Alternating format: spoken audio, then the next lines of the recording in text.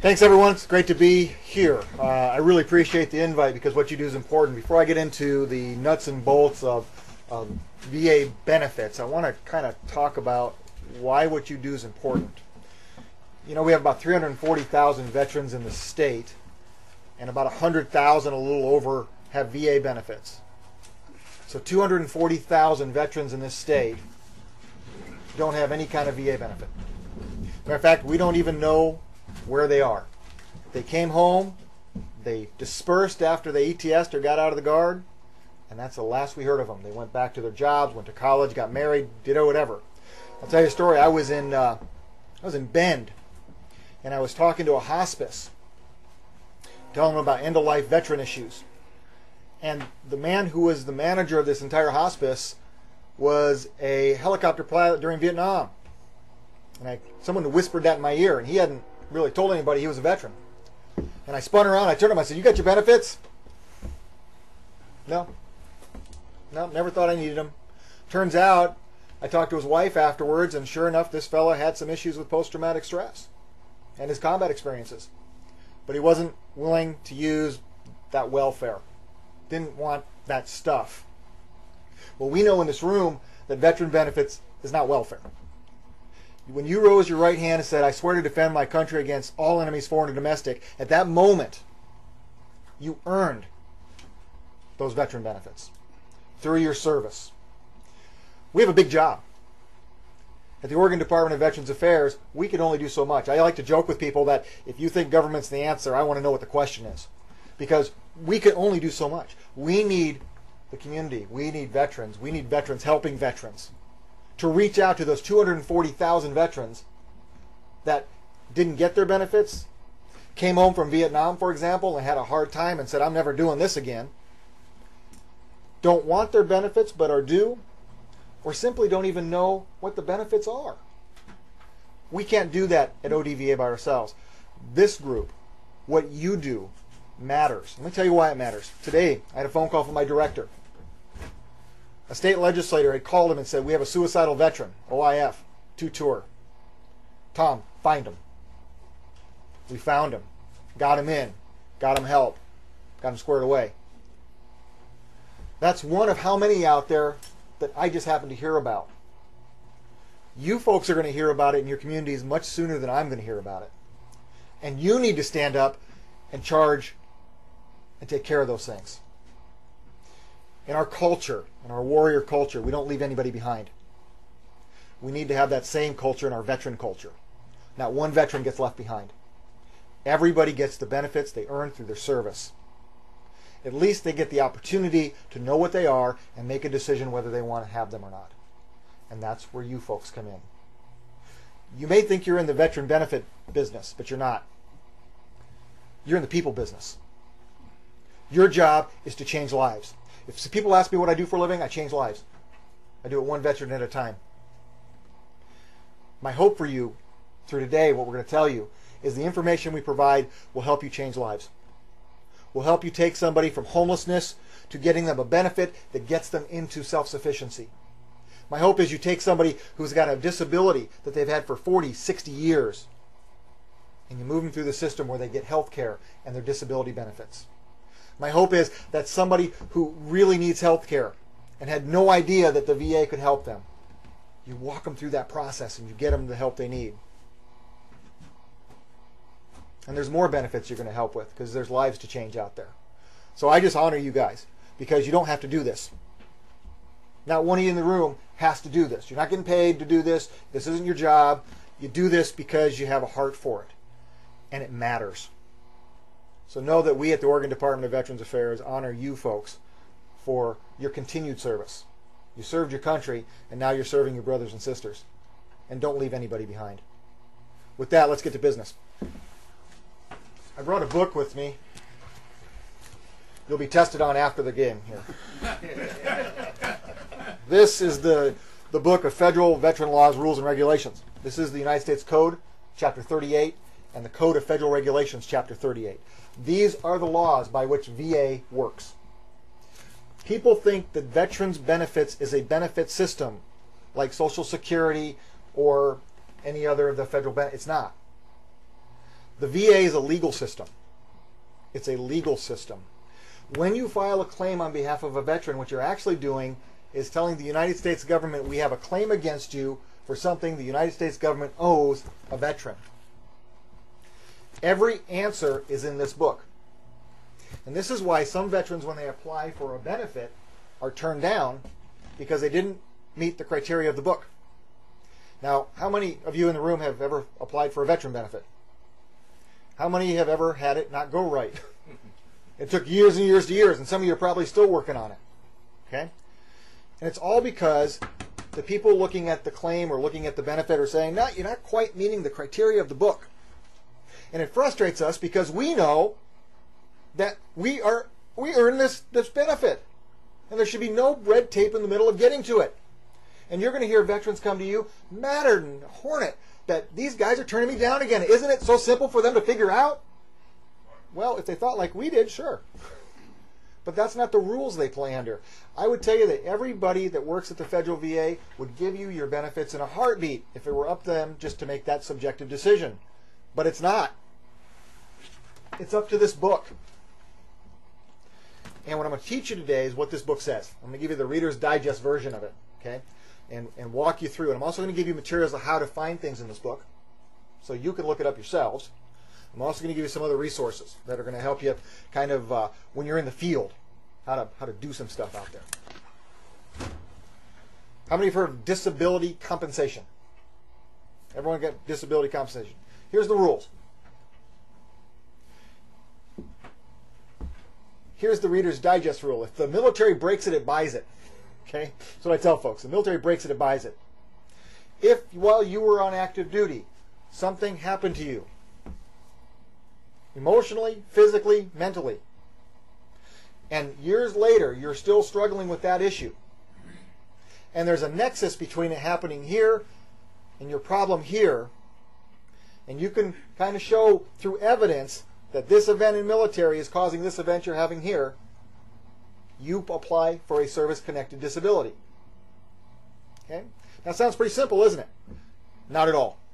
And let me tell you why. Those who served in Vietnam, when you got hurt in the field and you went to a field hospital or you saw your medic, how much of that was documented and how much of that documentation made it home? Not much.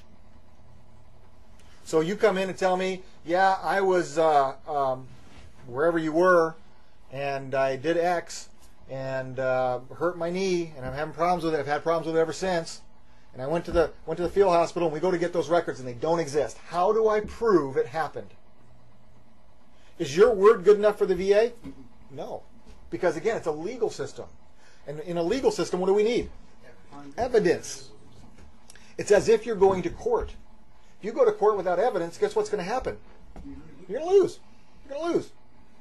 So part of our job, when we first get somebody, and we're going to talk about disability compensation, which is one of the benefits, our first question to them is this: where did you serve and what did you do? Where did you serve and what did you do? The reason we ask that is because the answers to that tell us a whole bunch about their service. So if you ask me, Tom, where did you serve, what did you do? And I said, I was at the Defense Language Institute learning Russian. So you're saying, oh, you're a peacetime Cold War vet.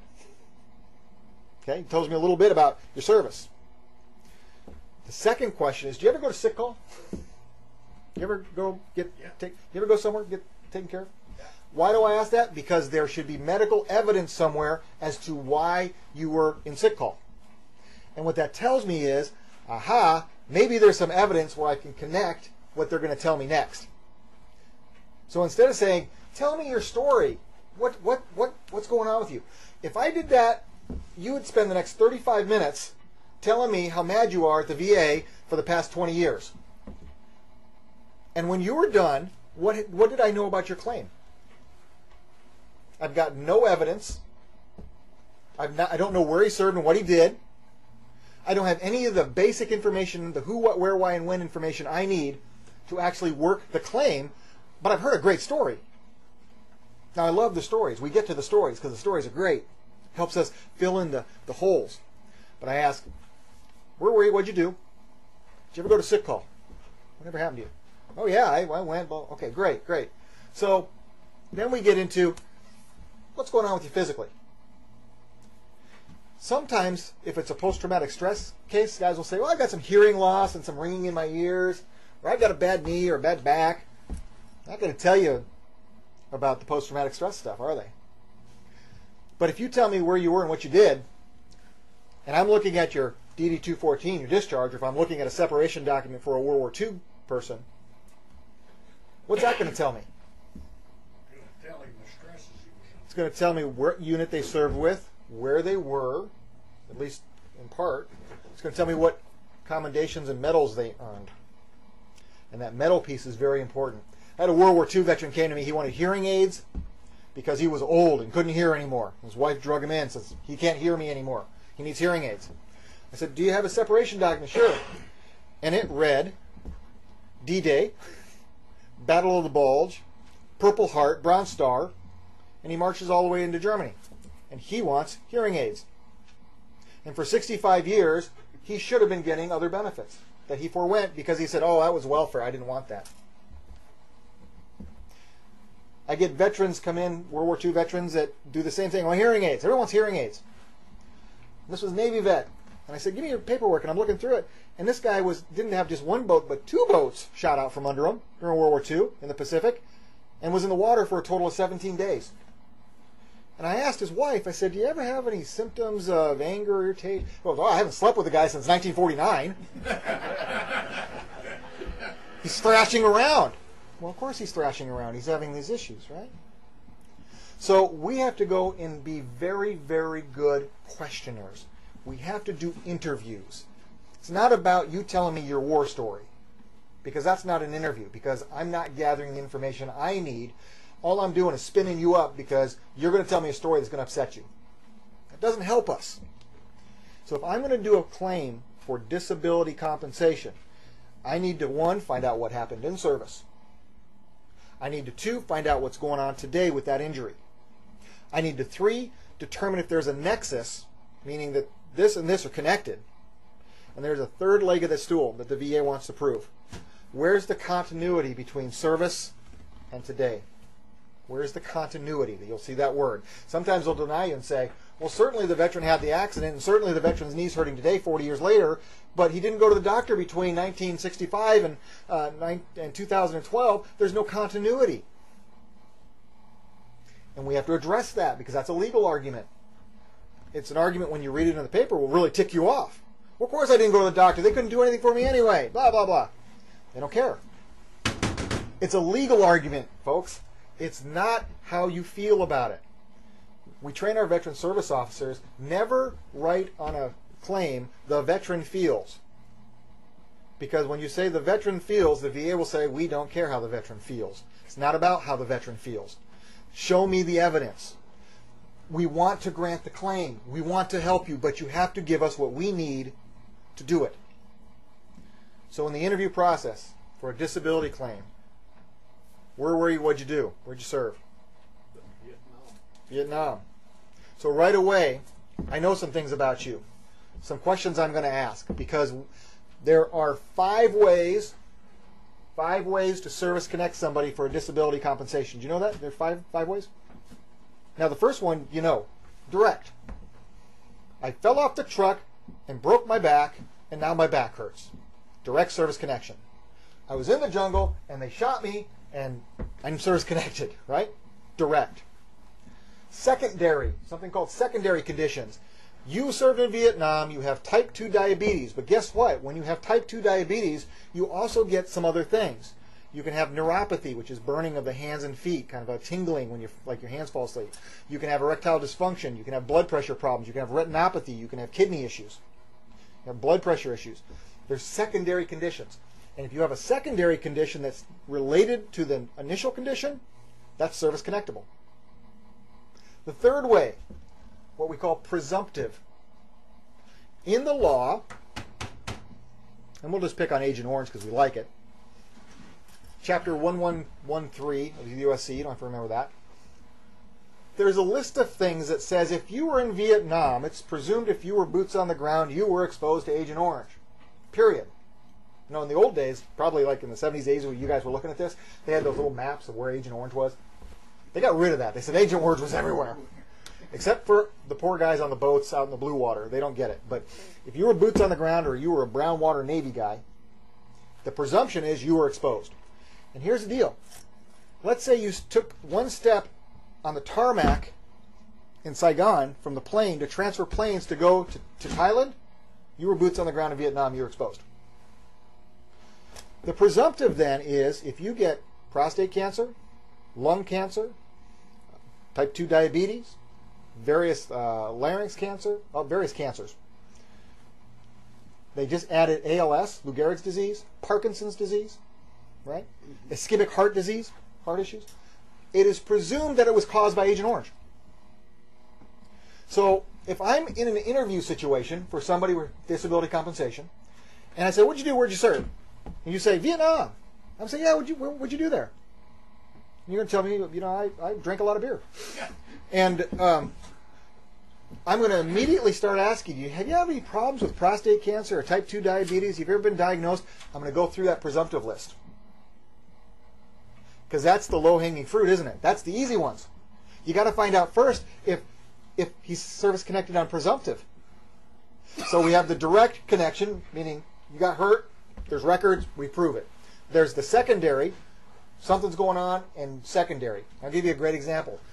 People will have a bad hip, and they walk funny. And eventually the knee wears out because you're walking funny, right? Well, the knee becomes secondary to the hip because the knee injury wasn't caused by the service, but it sure is caused by the disability. Secondary condition. We have the presumptive conditions. Now, there are presumptives for Agent Orange. There are presumptives for atomic vets. If you were one of the atomic veterans, Bikini Island, all the rest, they have presumptives. If you're a prisoner of war, there are presumptives that you get. Okay, so we look at those. A fourth way. Anybody know what this one is? Ever heard of what they call 1151? 1151. Yep. The reason they call it 1151 is in this book. It's the chapter 1151. If you are in the VA system and a VA doctor does something that amounts to malpractice, you are allowed to file a claim for service connection under 1151 saying that the doctor hurt you or the VA system hurt you. I'm living proof of an 1151 claim. I came out of the service with 2 bad knees and a bad shoulder. Arthritis set in and spread everywhere. Great, I'm taking medication for 10 years. 10 years taking this medication. The medication, if you read all the fine print, says if you take this for a long time, you're going to get a bleeding ulcer. So I start having the symptoms of bleeding ulcers, but the VA kind of ignored that. And they told me, they sent me to physical therapy and said that I was holding my neck wrong. Okay, so I started walking better. Well, I end up with a GI bleed. And not just a bleed, but an artery burst and nearly burst my pancreas. So I end up in emergency surgery. They take half my stomach out and do this really bad job on me. This was a private hospital. And I live. I was in the hospital 9 days with no food. I lost 35 pounds. And I got out and I went, I should probably file a claim for this. Because this is caused by this medication. All my doctors said it was. All these private doctors. And I filed an 1151 claim and said the medication you were giving me caused this problem. And my claim went through in 32 days. Now, there was reasons for that. That's a record. Yeah, there was reasons for that. One, they knew. They knew. The record was clear because I had been complaining about these symptoms for a long time. But two, I was running a ballot campaign. I used to be in politics, and I was a very public figure at the time, and I was doing a ballot campaign on health care. And the last thing they wanted me to do was go on TV and talk about my personal experience with health care. And so it all worked out. 1151 claim. VA, if they hurt you. But 1151 has a secondary part of it. So when you read the statute, it talks about if VA hurt you. However, 1151 is also if you're a voc rehabilitation person, so meaning you're service-connected disabled, and the VA sends you back to school, or they send you through a vocational rehabilitation program. Your health care is covered under 1151 if you get hurt on the job. So let's say I'm going to learn to be a welder, and I'm a service-connected disabled vet, and I'm going to go through vocational rehabilitation and be a welder. And I'm welding, and I slip, and I burn the heck out of my hand. I do a Victor. That is an 1151 covered claim over their voc rehab. So it's not malpractice. It's just a secondary part of that statute. So I've said 4, right? We've said direct, secondary, presumptive, 1151. And what's the 5th? Anybody know? Jack Daniels is the 5th. Good job. Good job. Give this man something for that. I like it. It's good. Actually, I got to remember now. So we got direct, we got secondary, we got presumptive, we've got 1151, and we have, it's always the 5th one I'm always struggling with too. I had it when I was driving. I'll remember it here in a second. There's a 5th one we'll talk about in a minute. But as you can see, when you're going to do a service-connected claim, you've got a lot of questions to ask. It's not, tell me your war story. It's not, let's spin you up the best I can and see what happens. It's not throwing spaghetti against the wall and hoping something sticks. It's a legal process, and we're going to ask you a bunch of questions. And we're going to find out what happened in service. We're going to find out if it's a directly related or not. We're going to find out if it's a presumptive or not. We're going to find out if you have secondary conditions, especially with certain things that are very clear, such as, like I said, type 2 diabetes and the Agent Orange stuff. We are going to figure out if any angle we can to get you your connection. Okay. Remember this though. Has to happen in active duty. I want to dispel anything like this. Doesn't have to be combat. You can be drinking and fall off the curb. If you're on Title 10 active duty orders and you crack your skull when you were drinking, that's service connected because you're in active duty. Okay. A lot of people don't file for claims because they say, "Well, I wasn't in combat." Doesn't matter. Well, you know, my knees. What happened was I tore the cartilage up and my right kneecap cracked in half. You know how it happened? I was playing basketball for my company. My shoulder, there was this big Air Force guy, and I slid over to block him, and I got the ball right here, and he was so strong, he took the ball over my shoulder and pulled my arm out of the socket. And at 22, I just said, "Put it back," and he put it back. And I went on, but it never healed right. So was that no? It wasn't. Well, it's kind of combat, but it was not something that was even related to my duties. But it's service connected because I was on duty when it happened. So disabuse of anybody who says, "Well, I wasn't in combat, so I can't really, be service connected." Certainly you can. If something happened to you on duty. So a lot of what we deal with, honestly, is orthopedic issues. Ankles, knees, hips, shoulders, elbows, necks, backs, skeletal muscle issues. Because in the military, those are the things that get wore out, right? When you're doing your PT, the knees go from the running with the ruck and all that kind of stuff. If you're a combat guy, lots of falling down and getting back up, falling down and getting back up, all that. Helicopter guys, it's C-spine. You know why? They got this 15-pound helmet with night vision on it, and they're always doing this, and it just grinds the cartilage and things in their neck. And you'll hear them pop in their neck all the time after service. But they have to pass flight physicals, so they never tell anybody. But after service, their necks are all messed up. The guys coming back from Iraq, Afghanistan, low back because of the battle rattle they're wearing. And think about it for a second. You've got a front plate and a back plate, and you've got all this gear, and you're the guy in the Humvee that's standing up in the 50, and you're bouncing around the roads of Afghanistan every day. Your head's going like this, your back's going like this. You get done, and you're tore up. So muscular skeletal are the questions we ask first. Where were you? What'd you do? Ever go to sick call? Having any problems with any kind of muscle issues or skeletal issues? Bones hurt? Joints hurt? Any of that kind of stuff? Because that's the first thing people go, "Well, you know what? Now that you mention it, my knee pops every time, or it locks, or it breaks." Aha! We've got something. Something's wrong with you related to your service.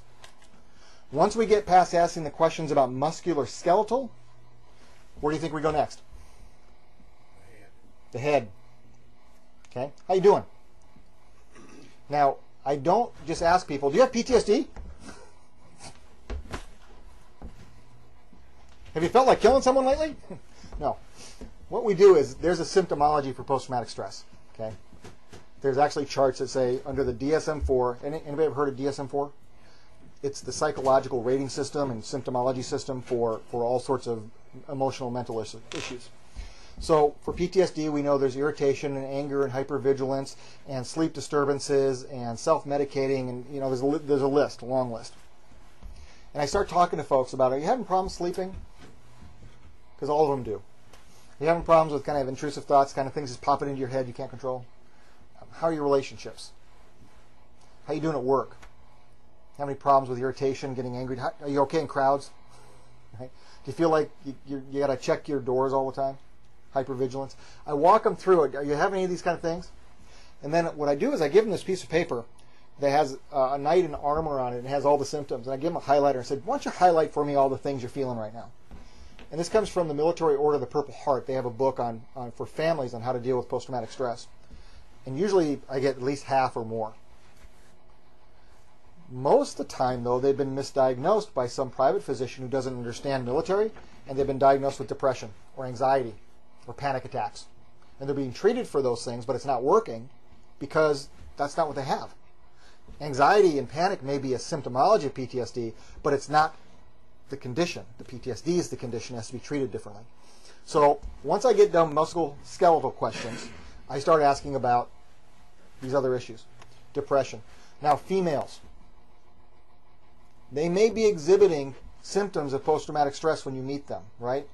Not feeling very comfortable, kind of looking for the door. People shift their hips so they can get away fast, keeping distance. Understand that a lot of females, especially, and there's males too, but a lot of females are experiencing military sexual trauma, which is another type of PTSD, but it exhibits a little bit differently than combat PTSD. If you see a woman who's dressing very loose clothes, not form-fitting, very, very kind of square, not showing herself off, hats, and really trying to cover herself up, that's kind of a sign. Okay, they're veterans, but their experience was really horrible, and they don't trust. One of their issues is trust issues.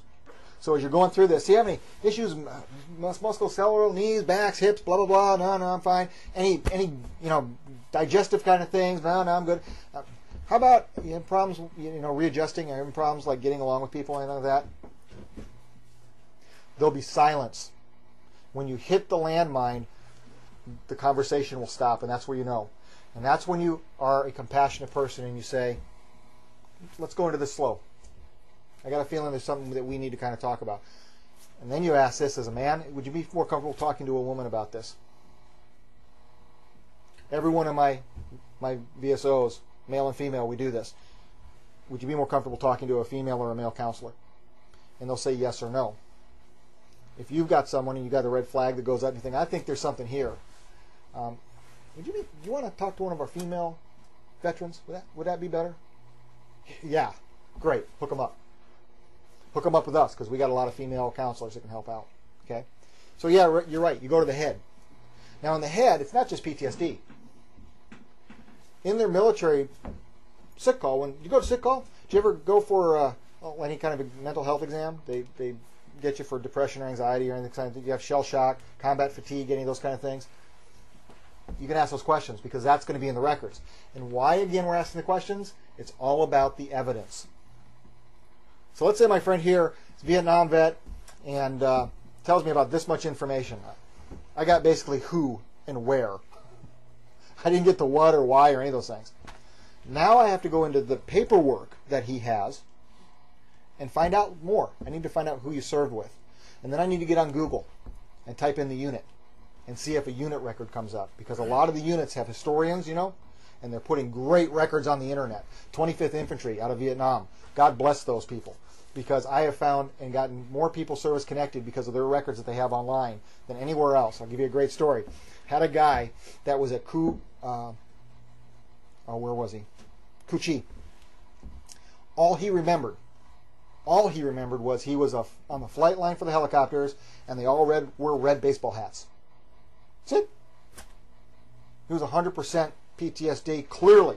Had no recollection, couldn't give us any information. From that, because of the research we were able to do on the internet and talk to other people, we found not just the unit he was with, who wore the red baseball hats, but I found a unit map of the camp and was able to show where he was when Tet happened and they came out of the Cu Chi tunnels and were lobbing mortars in on him. We win because we did our homework, but we gathered the evidence. We gathered the evidence. We gathered the evidence.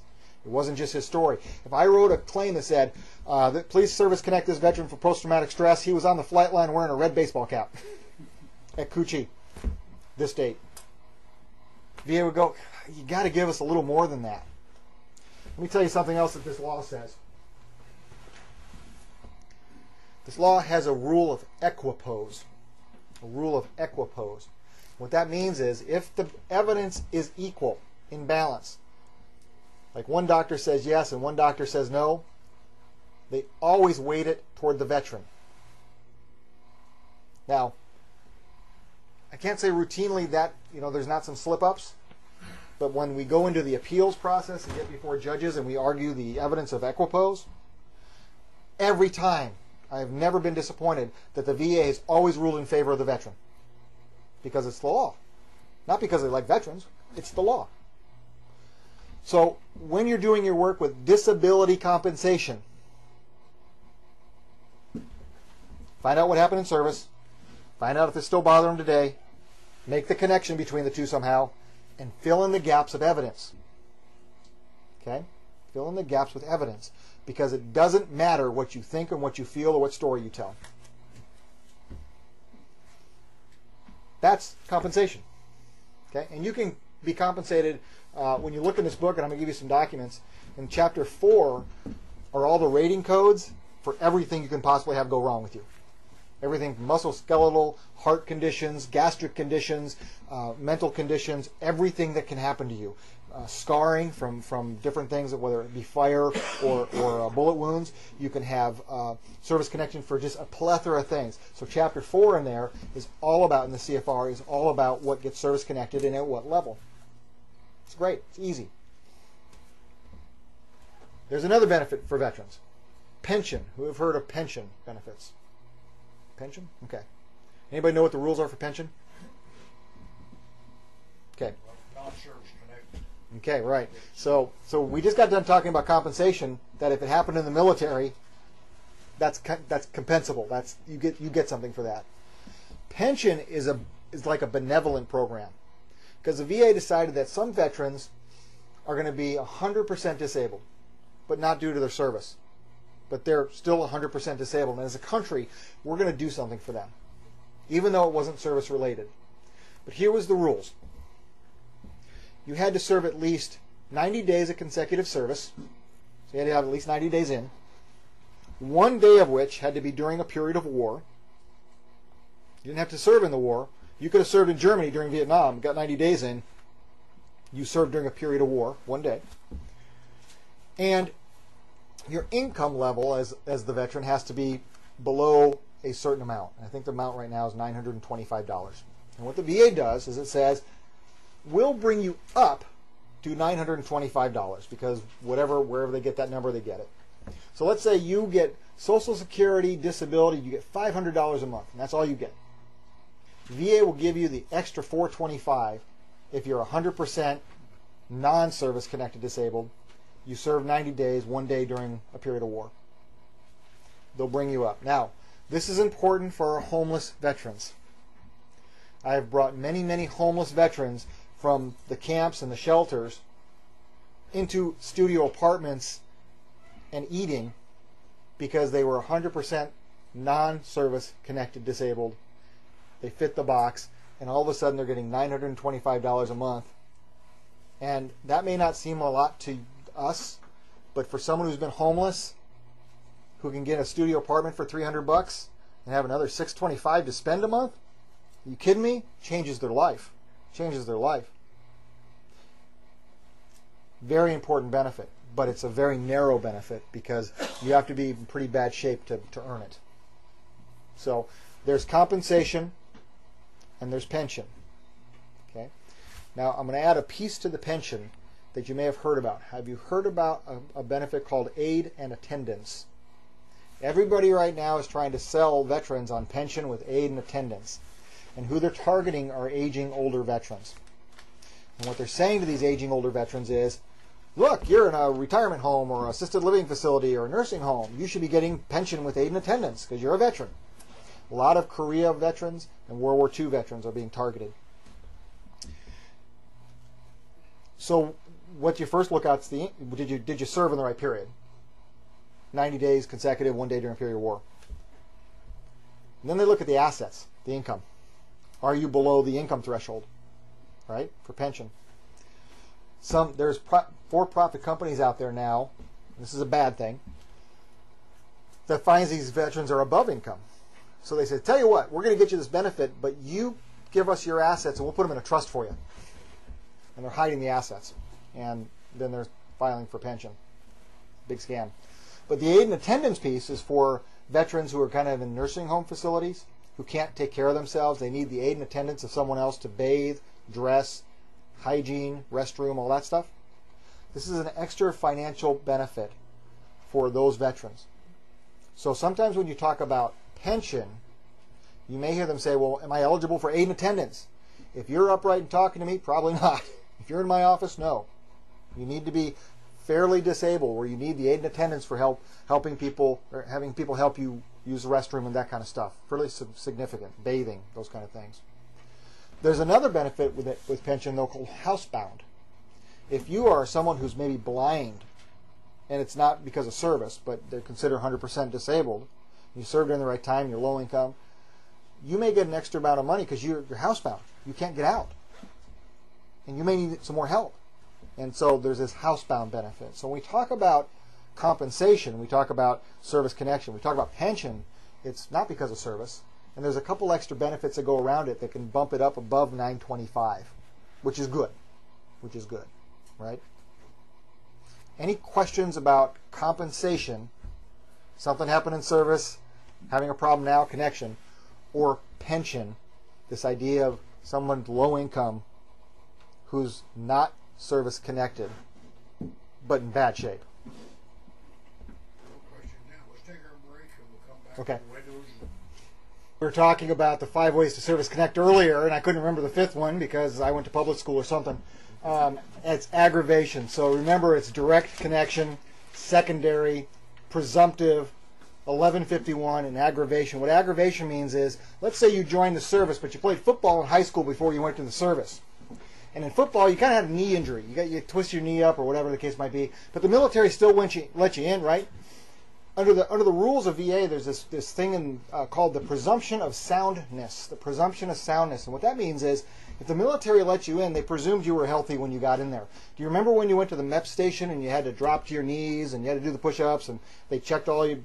That little physical you got presumed you were healthy enough to be in the military. They checked you as a go. You went in. So now you're you got through basic training, you're through AIT, you get your first duty station, and your knee, the bad football knee, goes out. And you go to the sick call, and they look at it, and they say, oh, that's that bad football knee. But yeah, it's aggravated from what you're doing, whatever that might be. You're an infantryman. You get out of the military, and you go to the VA, and they say, well, that's your old football injury. And you say, yes, but it was aggravated by my military service.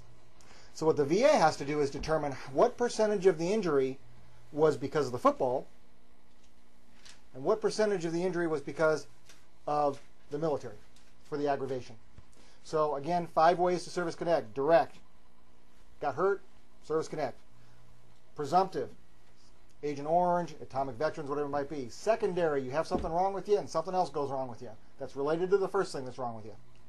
And then you have the 1151, which is that malpractice claim or the voc rehab claims, and then this aggravation piece. So that gets us square on that. Let's talk a little bit. We've talked a little bit about the veteran benefit, compensation, pension. Those are the 2 big benefits. But there are other benefits that have to do with family members. Now, here in Oregon, we have about 22 to 25,000 World War II veterans with us still, and about 30,000 Korea War veterans with us still. Okay, but the Korea War guys are 75, pushing 80, and the World War II guys are 83s, 85s, 90s. Okay, 95s. They're getting there. They're getting there.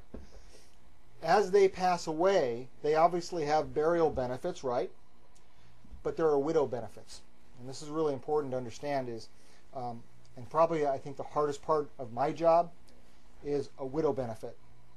So a veteran passes and there's a surviving spouse. And the spouse will come and say, my husband was a veteran. Do I have any benefits? And I have to tell you the honest truth, maybe, maybe not. It all depends on the service of the veteran. Obviously, there's the free burial at the Willamette for the veteran, the headstone. There may be some money involved if that veteran was getting veteran benefits before he passed. But for the widow, there are two benefits, and it's the exact same mirror image of what the veteran gets. We talked about compensation and pension for the veteran. There's a compensation and a pension for widows. The compensation for widows has a different name, though. They call it Dependency Indemnity Compensation, or DIC for short. Everyone knows what DIC is. DIC for a widow happens one of a couple ways. If the veteran died due to a service-connected condition, either directly or in part, the widow will receive dependence indemnity compensation, will receive DIC. So, for instance, you're a World War II veteran, and you're a POW. And one of the presumptives of being a POW is some heart issues. 65 years later, the guy has a heart attack and dies, and he's service-connected for his heart because of his POD presumptive. Because he died due to that heart condition, the widow's going to get DIC. And that is about $1,200 a month, tax-free for the rest of her life. Okay? There's only one caveat. If you're younger widow and you remarry before the age of 57, I believe, then the DIC goes away because you have another husband to take care of you. But if you remarry after that 57, you keep your DIC. But it doesn't have to be direct. Let's say I have, just trying to think of a good disease. Let's say I have diabetes, type 2 diabetes. I'm a Vietnam veteran, and I die of a number of causes. Okay, my heart gives out, my kidneys give out, I have all sorts of problems. And on the death certificate they put, the main factor was asphyxiation. You suffocated. And they said contributing factors were diabetes, heart condition, all these other things. Because it was a contributing factor, the wife, the surviving spouse, will get DIC because it was a contributing factor. The key to this, my friends, is the death certificate. If the death certificate, either as the main cause or the contributory cause of death, does not list the service-connected condition, the VA will have a hard time connecting the dots. While we were in a break, we were talking about how quickly claims can go. And I want to address that real fast. If you do a claim correctly, and you give VA everything they need, and you meet all the legal requirements, your claim can go very quickly, because there's not a lot of questions that they're going to have to answer, because you've given them all the evidence already. So in a claim that a gentleman here was talking about, he said he filed in May or something like this, in June, July it was done. It was like, bing. Well, that's because all the evidence was there. Some of our widows' claims go very quickly. The veteran has a death certificate that on it clearly states that his service-connected condition was a direct or contributory cause. Done. They go very quickly. That's the first way you get DIC as a widow. The second way, however, is if the veteran were 100% service-connected disabled, and this includes IU, and they've been that way for 10 years or more, and they die after that 10-year period, the widow is entitled to DIC. And the reason they say that is it had been such a long time since the person had been able to work or had been that disabled that that income that person was getting was lost through the death, and the wife will get that now. At that point, does it still have to be service-connected? Yeah. No. Does not have to be a service-connected death. Just 10 years past the point. So I'm 100% service-connected disabled. I live 15 years after my rating, and I get hit by a bus. My wife's entitled to DIC because the 10-year mark was met. So two ways: either the direct or contributory cause of death was the service connection, or 10 years at 100%, 10 or more years at 100% service connected. Now, what's interesting is this is where a lot of medical research comes in. We end up in our office doing a lot of research on a death to prove that what was a direct or contributing cause of death was indeed related to a service-connected condition. And I'll give you a classic example. Before the VA decided that ischemic heart disease, heart issues were related to Agent Orange, we were saying heart condition issues were related to PTSD because of the stress. So a veteran dies of a heart issue who was service-connected for PTSD, we would go back and file a DIC claim for the widow, claiming that the death was in part due to the stress of the post-traumatic stress, putting stress on the person's heart, and we would get medical opinions saying that, we would find medical journals that would say that, and we would try to push through that piece. And so you do this medical research. So for this DIC, it's the better benefit. Just like compensation for a veteran is better than pension, because pension's a low-income program, and this is about your injuries. DIC for the widow, the compensation for the widow is a better benefit. She gets $1,200 a month or whatever it is, the rest of her life, not complicated, other than just the death was caused some way by the service connection and or that 10-year 100% issue. Is that taxable? Not taxable. Not taxable. Most VA benefits, actually all VA benefits, are not taxable. Now they also got on there the $1,200 for the DIC for a widow that, for the veterans, 100% plus. And there's something in the Gray Book that there's an additional $200 and some a month. They meet a certain criteria or something. Well, there's dependence addition. So we have unfortunately we have widows of Iraq and Afghanistan, and these young ladies, 23, 24 years old with a baby, you get an extra addition for the child. And the other thing that they get for these younger widows, which is really great, VA will pay for the schooling for the dependents of someone receiving DIC. So let's say you have an Iraq casualty and you have the widow and she's getting DIC, but they also get this dependence education for both the widow and the child. So if she needs to go back to school to learn a trade so she can go to work, and when the child grows up and needs to go to college, the money's there for them to do that, which is really important. In terms of the extra money for DIC, I'm not tracking with you, so if you find it, Victor, let me know. The second benefit is pension, widow's pension. Now we have the live veterans pension, right? Low income, 100%, non-service connected, right? There's a widow's pension. That's a low income pension. I have to tell you, I don't like this benefit because you have to make less than, I think, $625 a month. Remember the veteran pension, you had to make less than $925, $625, and they bring you to that level as a widow if you qualify. And here's how you qualify. Veteran had to serve 90 consecutive days, one day of which was during a period of war. That, remember on the other one you had to be 100% non-service connected disabled? That no longer applies. So for the widow, the husband didn't have to be disabled. They just had to serve 90 consecutive days, one day during a period of war, and their income is below the income threshold. Now what I didn't tell you is you get to take away your medical expenses.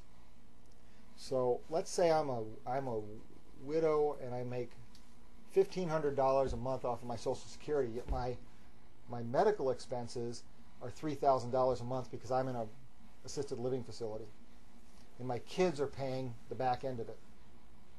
What's my income? Negative whatever, right? I would qualify for widow pension because I get to remove my medical expenses. So one of the questions we ask with widows, remember this is about the interviewing, right? Can I see the death certificate? Was your husband receiving veteran benefits at the time of his death? Was he? Oh, he's service connected. And then you try to connect that death certificate, cause of death, to that service connection somehow. Sometimes it's obvious, sometimes it's not so obvious, but you got to connect it. Then if they don't get that piece, if that piece just doesn't work for them, or you're just not able to connect on DIC, you ask a lot of questions about the widow. Tell me a little bit about your income. Are you getting his Social Security? You know, when a couple die, when one of the couple persons in a couple dies, the remaining spouse gets the higher Social Security. So you got to ask them what kind of Social Security you're getting, if any. What kind of income do you have, if any, retirements, those type of things. But what are your medical expenses? See, most of the time you wouldn't think to ask that question. Because if you say, what are your medical expenses? And we say, oh my gosh, you're paying $3,000 a month for your retirement, for your assisted living. That brings down the income. And that might qualify him then for widow's pension. And remember those aid and attendance and housebound, the extras, if you can't take care of yourself, those are thrown in too. Those apply for widow's pension as well as regular pension. So what's confusing about veteran benefits, just these 4 benefits, there's 2 for the veteran, and there's 2 for the spouse. There's a compensation for the veteran, and there's a compensation for the survivor. There's a pension for the veteran, and there's a pension for the survivor. I'll be honest, it took me months and months and months to get my head wrapped around that when I first started this business, because I couldn't figure out the pension parts. In the old days when I started some years ago, there were actually 3 different types of pension people could be on. Now it's pretty much the one kind of pension everyone's on for the survivors. So, but it has to do with your other sources of income. But it all has to do with the other sources of income for pension. It's all low income. So when you think of pension, don't think about it like a retirement. A lot of veterans will come to you and say, do I get a pension for my military service? And what they're really asking is, do I have some kind of retirement? It's a semantic question, because in our language, pension means you're low income and you need some help, not that you get a retirement. And so sometimes we're correcting people saying, well, pension's something different. You may have heard about it, but it's not pension in the sense that you serve and there's some kind of pension. Pension means you're low income and the VA is going to try to help you out. I've got here too, $980 max of 2 years. Okay. Would be, if you're over that, you don't get it. Right. But again, if you had medical expenses, Dollar for dollar. Actually, it's a weird formula. It's not dollar for dollar. It's a 5%. First, you take off 5% of the medical expenses, and then whatever you're left with is a dollar for dollar. So it's a weird formula, and we do that for you. And the Pension Maintenance Center for the VA helps figure out those formulas for you. What we want you to do, from my perspective, is when you find these veterans that have these issues and they come to you and they're concerned about compensation or pension or widow that they come to you with or whatever, you don't have to be the end-all, know-it-all of all these things. Oh, yeah. You don't have to be the end-all, know-it-all, all these things. You just have to know enough to say, that's something that we've been talking about, and I need to get them to a service officer so we can walk through this together to find out if there's something. What Victor just handed me, it says $233 is added to your DIC if the veteran was totally disabled 8 consecutive years prior to the death. And 8 consecutive years prior to death. So this is what happens. That's one of the trick questions we put on our test, as a matter of fact. If you got that DIC because you lasted 10 years at 100%, and then you die at the 11th year, and your spouse then goes and says, I want a DIC claim, they get the extra $233 a month on top of the $1,200 or whatever it is. It looks like $1,154 according to this book. $1,154 plus $233. Just got to pay a raise, right? Questions of this is complicated. I know that you're drinking from the fire hose right now, and it's okay, because there's no way you're going to learn this book in one sitting in a couple hours. What I want to do is give you a flavor, though, of what you're looking for, because again, what you guys really are, you're interviewers. Okay? What you're doing out there is meeting people and asking them the right questions, and the right questions has to do with where did you serve, what did you do, what happened to you. I'm terribly sorry for your loss. Was the death in any way connected with anything he was getting from the VA? Now, let me tell you something else that is very, it's not very well known. Some of our people miss this. You don't have to be service connected to have the death be related to your service. Okay? We have veterans who die, and I'll look at the death certificate and I'll see something that could be related to service somehow. Okay? Ischemic heart disease, diabetes type 2, you know, all the conditions we're talking about today. And when I see that, I go, what's my next question? And I know he's a veteran. Do you ever have problems with X, Y, and Z? Because you can file a claim for a death benefit post-death and say this veteran had post-traumatic stress for which he never filed a claim. The death was related to his service-connected post-traumatic stress. She should get DIC. So you prove he had post-traumatic stress, you prove the DIC case. And you can do that all post-mortem. And under the presumptive, isn't it under the presumptive of if a Vietnam veteran, for example, Agent Orange, dies of ischemic heart disease and never received a benefit, the widow can go back and file for a claim. Absolutely. Absolutely. So the widow can go do that DIC claim. So what we do... But is this at a minimum level of compensation? Nope. Again, based upon Based upon income? If you're 0%, let me give you an example. 0% service connected for hearing loss. Okay? You can't hear. And you're walking on the train tracks and don't hear the train. Train gets you. I'm going to make an argument that you died because you had 0% hearing loss and you didn't hear the train. And that contributed to your death. So 0% to 100% doesn't matter. Percentage doesn't matter. It matters that something service connected. Gotcha. Now, this is why 0 matters. The VA is the only system in the world where a 0% matters. People get mad. What do you mean 0%?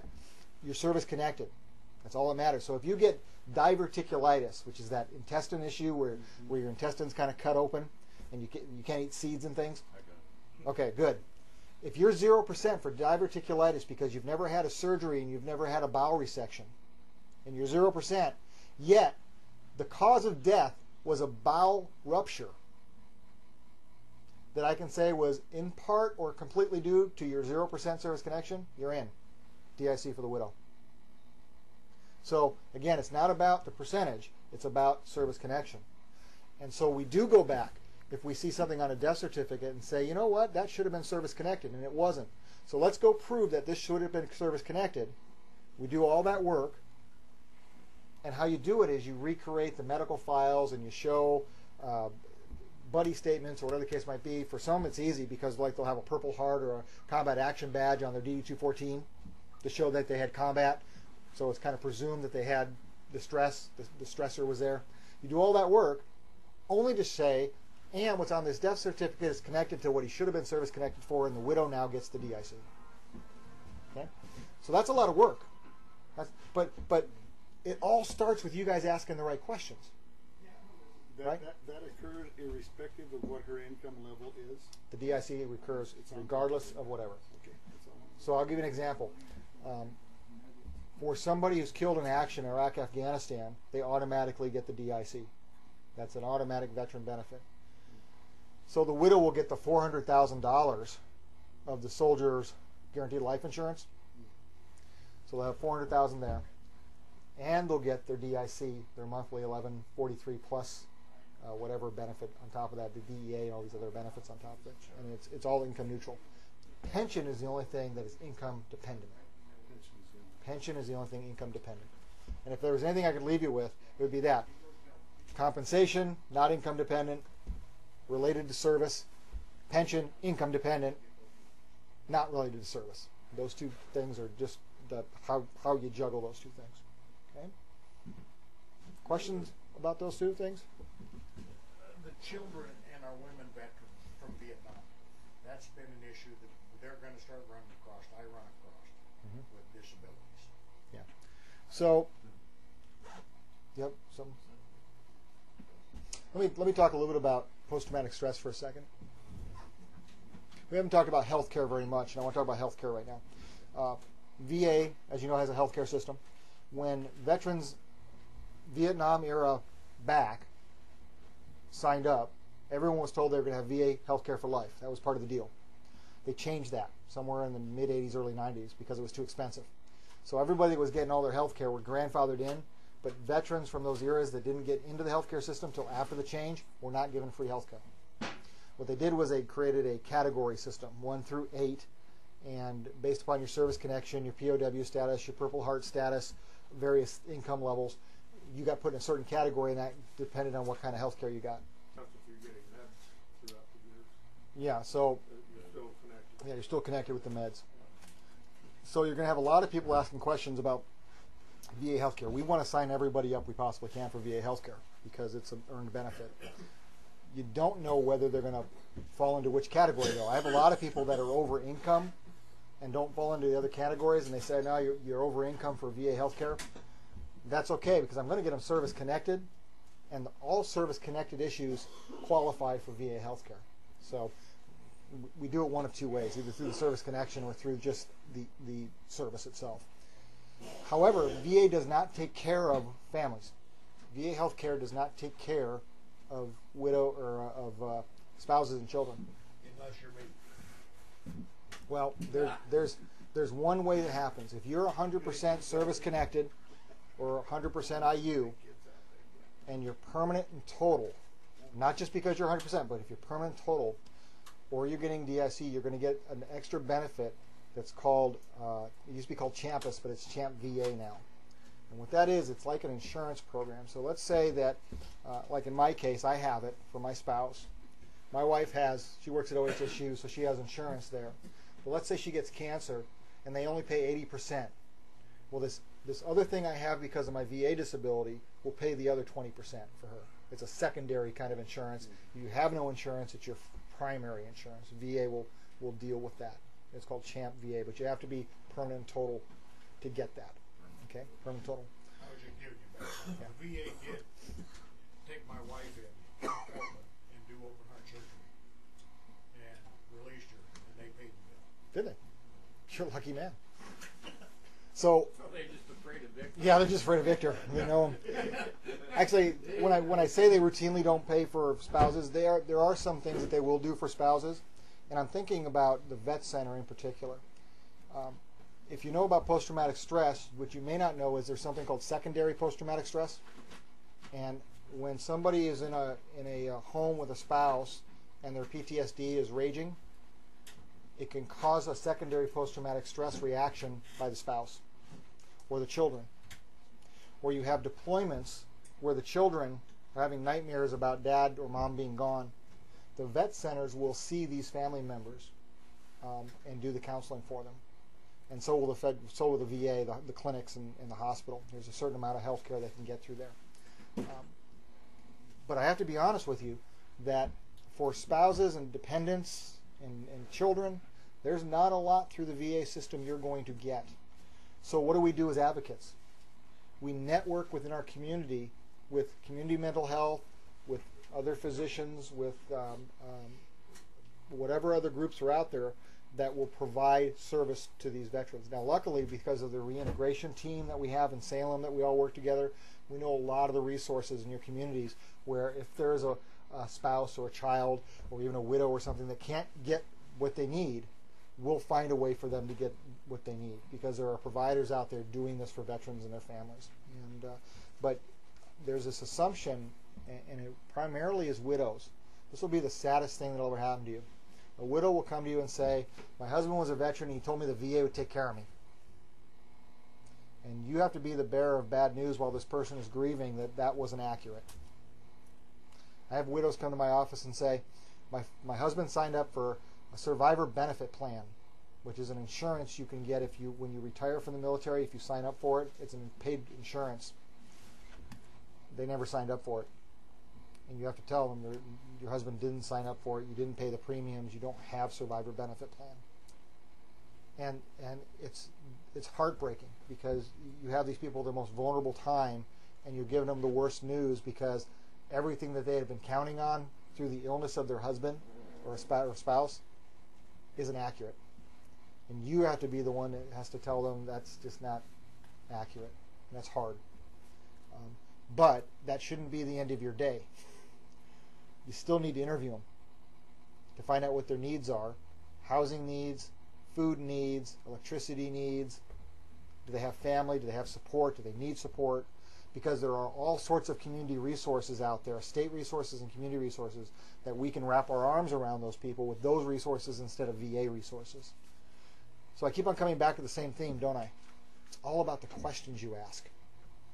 What I do to train my VSOs, first we have them read this book. They have to read the thousands of pages in this book, and we test them along the way. But then we train them about how to ask questions, how to do an interview, how to sit down and ask a veteran or a spouse or a dependent or a widow the question that's going to get you the answers you need. So as we've talked a little bit about filing claims for compensation and pension, we've talked a little about filing a VA healthcare form, the 1010EZ. You've heard about it, the 1010EZ. And we know that there's all these categories. I've got to ask a lot of questions, don't I? One of the first questions we ask is what? Do you have a DD-214? That's it. Do you have a DD-214? If not, what do you do about it? Do you know what you do about it? Form. Got to get out of Form 180 and order. Form 180 and order it. Outstanding. I would tell you this: if you're going to order the DD-214, order everything. Get it all at once. If they tell you the records are burned, don't believe them. It does mean the record's burned, but it didn't mean that they didn't take photocopies of the burned pages.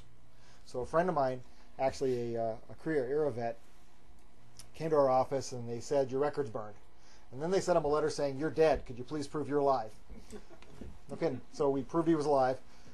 And then they sent him a package. And in the package were all the photocopies of his burned records, which they said didn't exist. And then they had them.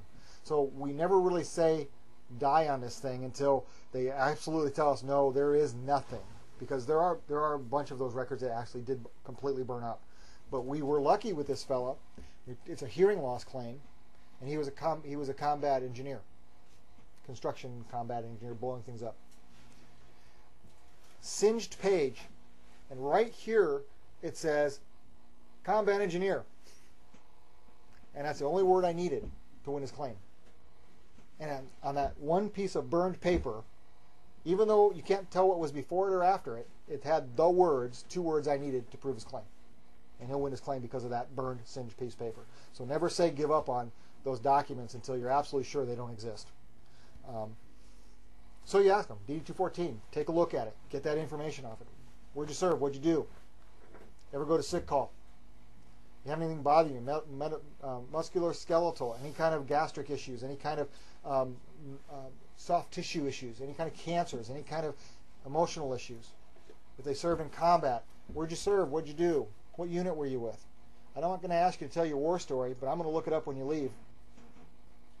Right? Because if you tell me what unit you were in, the years you were there, and what you were doing, where you were, I can find it, can't I?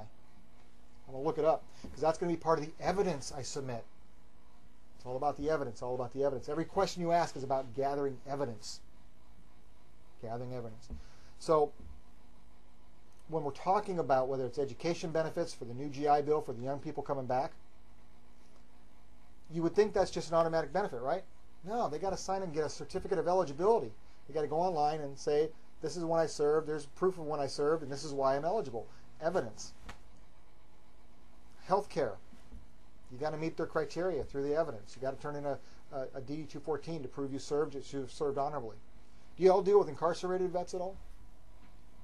You know, veterans that come out of the can, they have special problems getting their veteran benefits turned back on, because if you go into jail for more than 61 days, your veteran benefits get turned off. And what we do with those benefits most of the time is we move them to the family. It's called apportionment. We can move some of those benefits to the family. But when the veteran gets out of jail and goes into re-entry, when we try to rehabilitate them and get them back in society, we can turn their veteran benefits back on. Their compensation, or their pension, or their health care, we get them on the straight and narrow. You know the number one reason for recidivism? Don't have a job. Don't have any money. So I guess I'll go knock over a liquor store. At least they'll put me back in the can, I'll get fed. It's a hard thing. You get somebody some money flowing through a compensation or a pension, they exponentially improve their chances of not going back to jail, because they can buy. You ever heard of Maslow's hierarchy, the things you need in life, housing, shelter, food, all that stuff? They can buy those things, even with that small 925 or whatever it is, and be taken care of. I mean, remember, I don't want you to lose sight of this. We're talking about a lot of legal things and evidence and interviewing. What are we here to do? Change lives. Change lives. If you walk into this and you become a bureaucrat, and this is what I fight and this is what I tell all my people about, the day that you're here just pushing paper and doing legal stuff, leave. This job's not for you anymore. The day you lose your passion about caring for people and trying to change lives for these veterans, stop. Let someone else take your place. You've done enough. Is it frustrating? Yeah, but you know what? Sometimes it's frustrating because the evidence doesn't exist. It's not frustrating because what the veteran is saying is wrong. What the veteran is saying is absolutely right, and we believe him 100%. The problem is I can't prove it. I'll tell you a terrible story I had. Veteran in Vietnam was at NKP Air Base in Thailand He was sent into Vietnam multiple times. He was part of this Alpha 5 team that was dropping sonar buoys into the jungle so they could hear when the Kong were going through and doing supply routes on the Hanoi Trail. Very top secret stuff. Not one record of this guy ever being in Vietnam. He's got lung cancer that's metastasized to his brain. He's going to die. Okay? I do everything you possibly can do. I try to get CIA records.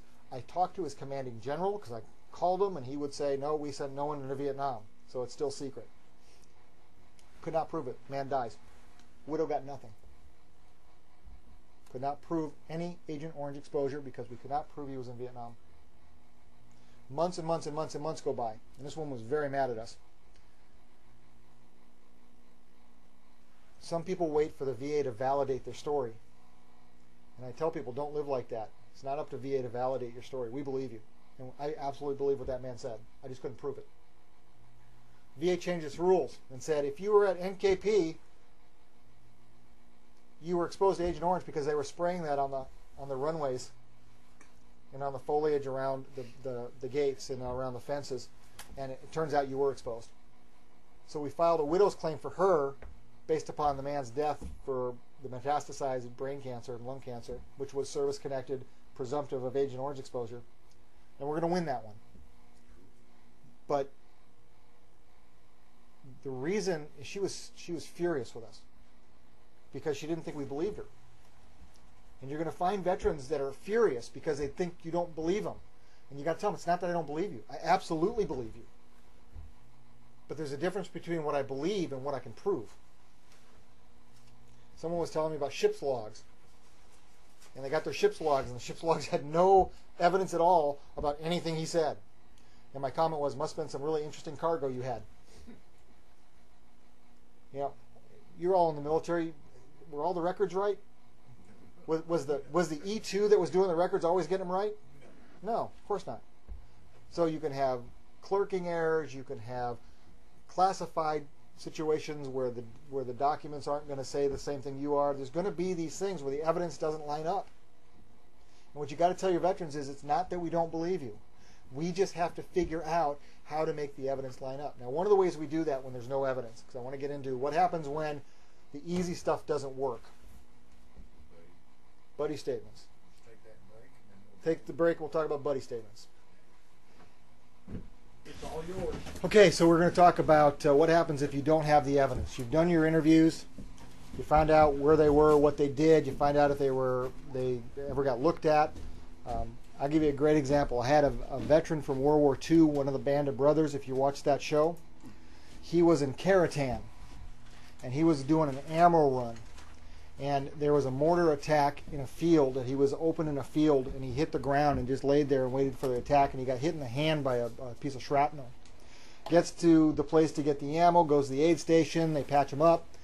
They said, do you want us to write this up? He said, you know, people missing arms and legs. He said, no, scratch.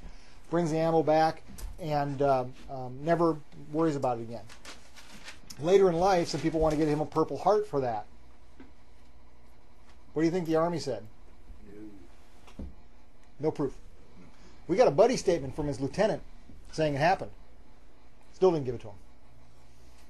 Still didn't give it to him. Too much time had passed. The evidence just wasn't strong enough for them to say yes. Because again, it wasn't that no one thought that he was lying or didn't believe him. Just the evidence wasn't strong enough. So when you get to a place where you've done the interviews and you're doing things, you may find that it's not nice and clean. That you're not able just to give me the medical records from your service that said you had malaria. You may not just be able to do that. So then what do you do? Well, one of the things we talk about is buddy statements. I will tell you, veterans hate it when you tell them that. Because they say, it's been 40 years, I haven't seen those guys. Yeah, we get that. But is there anything or anybody that can confirm what you're saying and give us a little evidence? Let me give you some ideas of how some of this works. Sometimes it's easy. Oh, I'm still in contact with those guys, or I'm still in contact with the unit, or there's a unit historian, or whatever it might be. Yeah, I can get those records, or I can get someone to write a statement. We were all there. That's easy. Sometimes it's not so easy because that infrastructure doesn't exist. So some of the things that we've done in the past, were using the internet, you got to find out what unit the person was with. That is one of the key questions. If you're having trouble with evidence, where were you attached, and where were you, especially in Vietnam? There's a book out there called Where We Were in Vietnam. And it's a big giant book, and it has every unit, every year, where everybody was, so you can track everybody. So if I find the unit you were in, and I know the years you were in it, and kind of where you were supposed to be, then I can start going and getting morning reports, and I can start going and getting disciplinary logs, and I can start finding unit histories and after action reports and all those kind of things. Does it have names in there? What's that? I'm sorry to interrupt. Does it have names in there? It doesn't have to have your name in here, and this is the beauty of it. If you were with Delta 526 in World War II with the 26th Infantry, and you were at the Meuse River, and there's an after-action report saying there was a firefight as you were crossing the Meuse River. They were throwing mortars at you. They blew up the bridge. You guys swam across, got to the other side, and took prisoners. Well, I got a document that says you were in that unit. So guess what? You did that. There was a court case called Pentecost, and Pentecost said if you were in the area and in the unit where all that stuff happened, it is presumed it happened to you directly.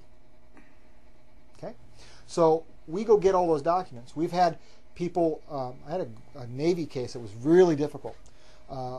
This fellow's job was, part of his job at one point, they had some KIAs and they had to pull him out of the ocean. And he was part of that crew, part of that team that did that. And there was zero documentation we could find, and we had to order all of the ship's logs. And his memory, this was 40 years later, he couldn't remember the months or he knew the year, so we had to order a year of ship logs to look through them all to find that incident where they noted that yes, they were pulling KIAs out of this. And so the connection was made that yes, the story he's telling, he was on that ship. We argued Pentecost, he was there, happened to him, service connection. You have to be very thoughtful. I was telling the group during a break, I had one where I had to actually try to go find the Pan Am Airlines and American Airlines manifests to see who flew on the planes to prove someone flew into Saigon. Some of that stuff still exists. It's all archived, but you got to go find it. Now, is that your guys' job? Not necessarily. Certainly my job. Certainly my team's job. But if you're asking these questions and you got a real head scratcher, God, I just don't know how we're going to prove this. Come to us. Bring them to us. And we'll all put our heads together and say, you know, we think there might be a way to do this. I had a veteran who for 40 years tried to prove his post-traumatic stress claim. Could not prove it.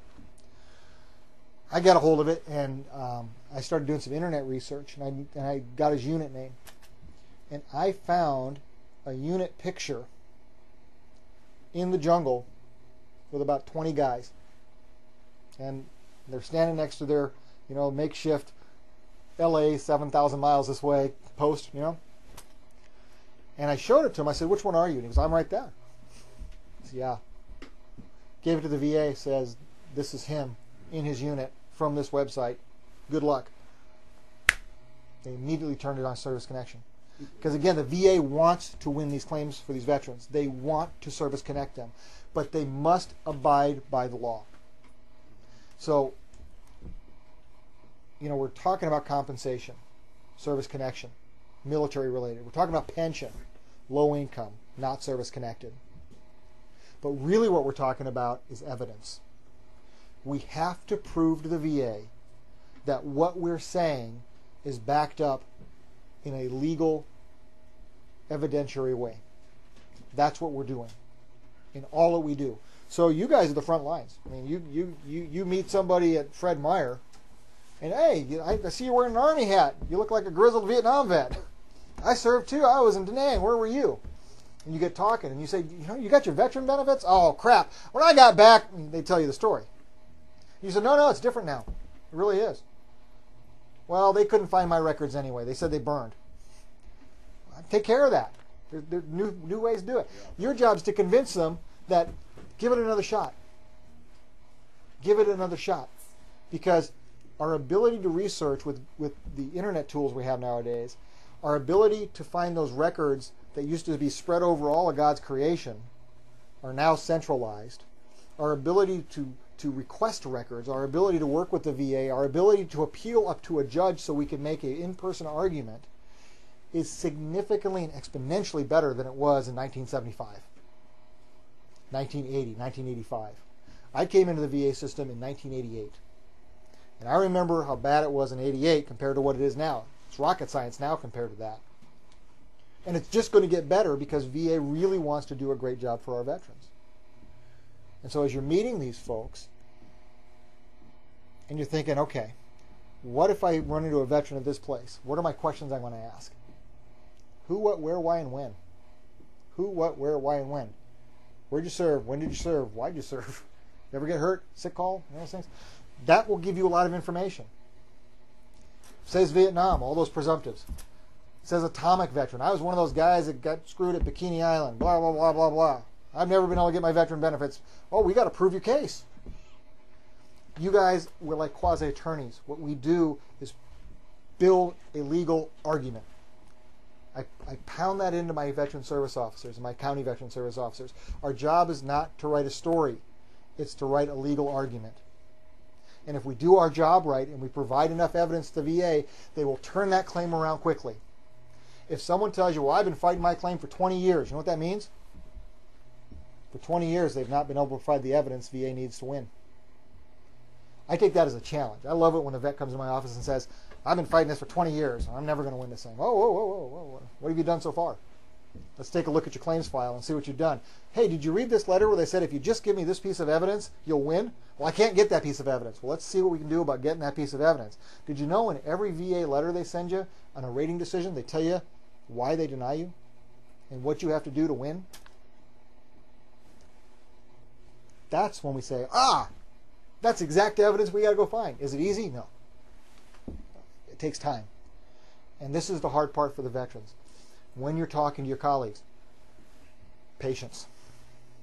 Be patient. Everyone's working hard for you. The VA takes a long time. There's 250,000 employees at the VA. It's a big machine. It's aside from the Defense Department, it's the biggest bureaucracy in Washington. Okay? It takes time to run through this. But you will get your day in court, and you will have an opportunity to win that claim. And even though it doesn't seem like it, this is not an adversarial system. The VA wants you to get everything you earned. They absolutely want you to win your claim if you can evidentially prove it happened. That's our job. Tom, we want to thank you for coming out here. Always a pleasure. Speaking to Vets Helping Vets, we ask that these guys be able to get a hold of you, and they want to work very closely with you. Yeah, great. We do appreciate what you do and how much you get out here and support every veteran out there. Thank you. I want to thank you very much. Yeah, thanks, guys. Tom, your position is over the average.